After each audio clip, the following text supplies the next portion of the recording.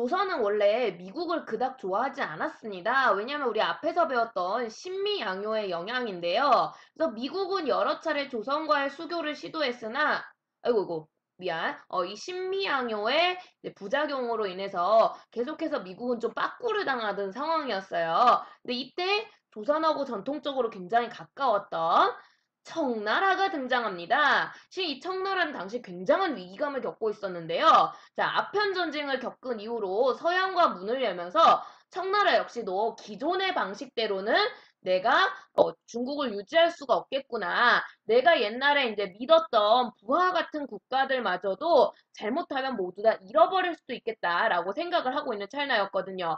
근데 이 타이밍에 조선 내 강화도 조약으로 인해서 일본의 세력이 확대돼 가고 있는 거야.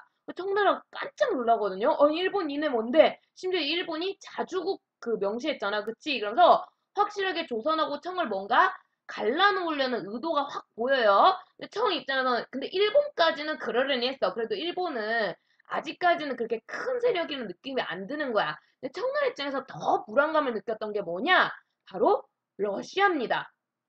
이 러시아가 아편 전쟁 때 자기들한테 연해주를 달라고 한 게 괜히 달라고 한 게 아니구나. 슬금슬금 내려오면서 조선을 먹으려고 하는구나. 라는 게 눈에 딱 보였다라는 거고요. 그래서 청나라는 기존의 사대 관계를 넘어서 확실하게 조선은 내 거야! 라는 걸 인정받고 싶어 했어요. 이게 이제 종주권이라고 하는데요. 그러니까 종과 주인의 권리라고 기억하면 여러분 쉬울 것 같아요. 그래서 조선이 나의 종이다. 청나라가 조선의 주인이다. 라는 걸 좀 인정받고 싶어 했고요. 그러면서 동시에 자기들이 지금 바쁘니까 정신없으니까 이 러시아라는 강력한 세력을 견제해줄 다른 서양 세력을 찾아 헤매기 시작합니다. 이때 딱 청나라 눈에 들어온 게 미국인 거죠. 자, 신미양역 때문에 스스로는 도무지 조선과의 수교가 쉽지 않았던 이 미국. 만약에 청나라의 입김으로 미국과 조약이 이루어진다면 다른 나라들이 보기에 조선은 누구 말을 너무 잘 듣는 거야. 청나라 말을 잘 듣는 거 아니야, 그치? 그러니까 아니 조선과 미국은 완전 왼수 관계였는데 나 청나라가 개입하는 순간 게임 끝난다 이거야. 그러면서 다른 나라들한테 봐라 조선은 내 말에 꼭두각시인 내 거다 내 거라는 걸 좀 보여주고 싶었다라는 거지. 근데 이제 조선이 이런 걸 아예 모르느냐. 그리고 나름 눈치가 좀 생겼어요. 앞에 강화도 조약 경험을 하면서. 그래서 조선이 온전하게 청나라 얘기만 들은 게 아니라 나름 또 참고 자료를 구해. 특히 이때 이제 문을 열었던 게 일본이다 보니까 일본으로부터 또 다양한 정보 조사를 하거든요. 이때 별표 조선 책략이라는 낯선 책이 조선에 들어오기 시작합니다. 조선 책략 작게 발표하면 좋고요. 우리 교과서에 19쪽에 자세한 설명이 있는데 이름 그대로 조선이 정책으로 취해야 될 그러니까 요약집이야. 조선 정책의 요약집이거든.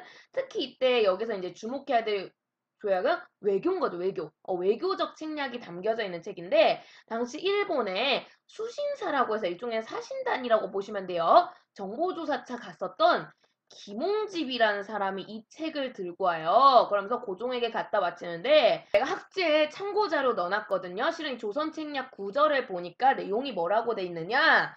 조선 책략 안에 니네 조선 지금 대위기야. 엄청난 위기인데 왜냐 북쪽에서 아주 무시무시한 서양애가 널 먹으려고 다가오고 있어. 이 책이 그렇게 얘기하는 거야. 걔가 누구겠어? 북쪽에서 내려오는 서양애면은 러시아인 거야. 러시아. 그래서 조선은 지금 러시아에게 침략당할 위기니까 이걸 막기 위해서 네가 원래 친했던 일본은 물론이거니와 미국과 친해져야만 니네가 이 위기를 벗어날 수 있다. 약간 이런 내용으로 다뤄져 있는 책이거든.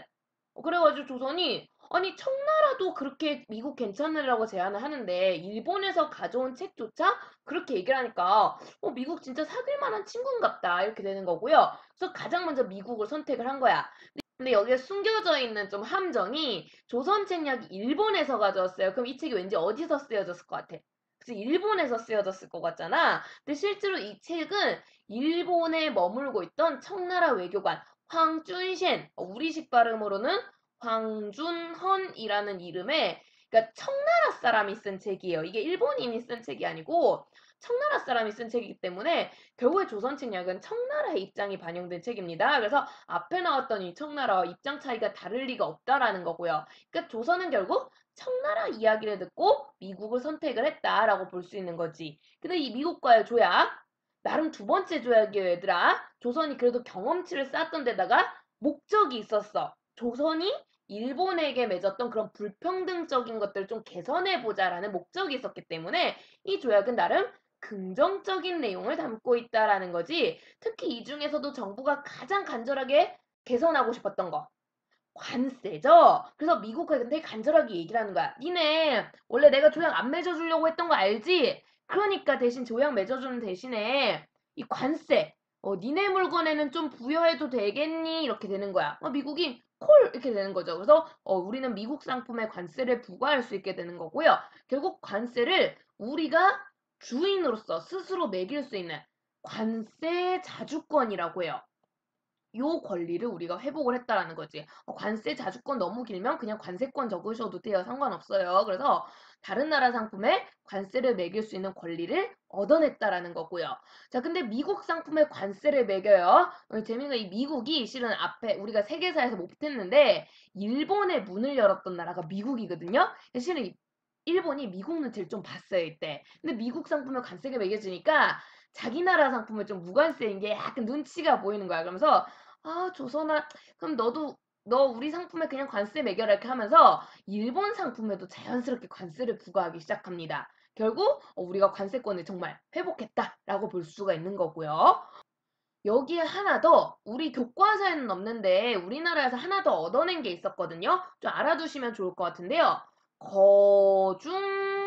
거중조정이라고 해요. 거중조정. 실은 조선이 이제 경험치를 쌓아가면서 이 침략적 의도들이 약간씩 몸에 느껴지기 시작하는 거야. 그러면서 현재 조선의 힘이 약하기 때문에 나중에 뭔가 위기 상황이 발생할지도 모르겠다라는 생각이 들어요. 그래서 미국아 니네 나라든 우리나라든 만약에 위기 상황이 생겼을 때 국제적으로 중간에 조정 역할을 해주는 중재자 역할을 해주는 나라가 돼줬으면 좋겠다. 서로 그렇게 됐으면 좋겠다라는 건데 당연히 미국은 이때 이제 우리에 비해 훨씬 강대국이니까 당연히 약자가 될 수 있는 나라는 우리나라인 거고요. 쉽게 얘기하면 조선이 외교적으로 우리 편 들어달라 이런 조항이요. 우리 편 들어달라 만약에 문제가 생겼을 때 그래서 거중 조정 그러니까 확실한 우리 편을 조약으로 얻어놓는 거지. 그래서 굉장한 성과 중에 하나라고 볼 수 있는데요. 근데 이게 우리 교과서에 없어. 왜냐? 실제로 이 조항은 나중에 지켜지질 못하거든요. 그래서 알다시피 우리나라가 나중에 누구의 침입을 결과적으로 봤습니까?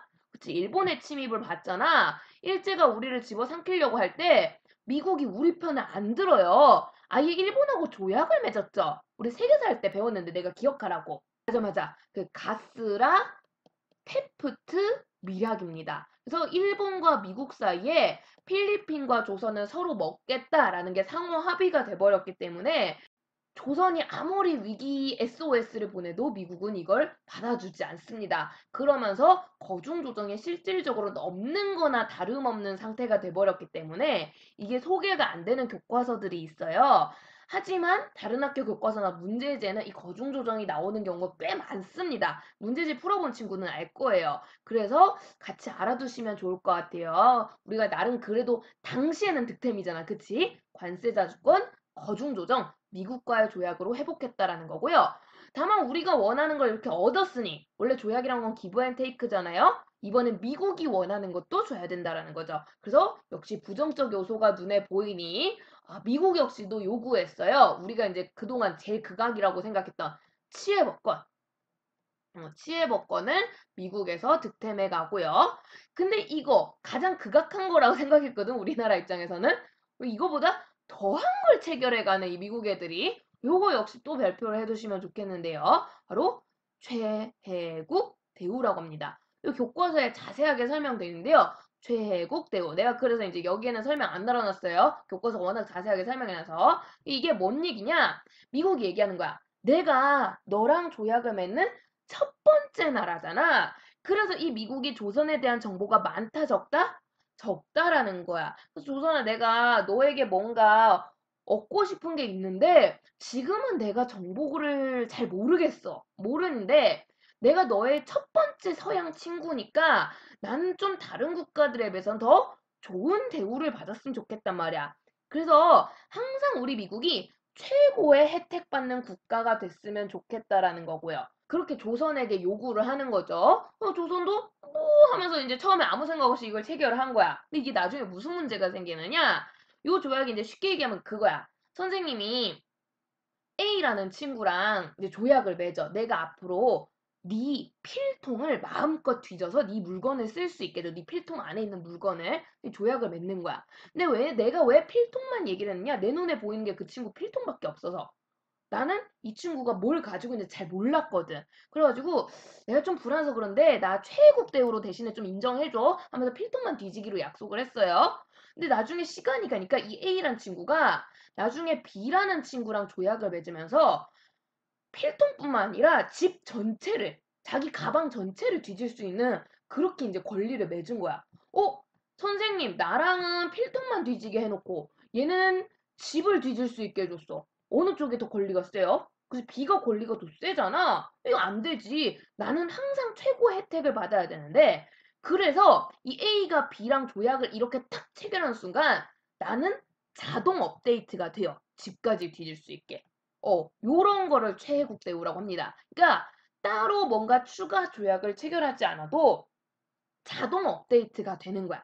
최고의 혜택으로. 요거 굉장히 위험할 수 있는 조약인 거죠. 이해됩니까?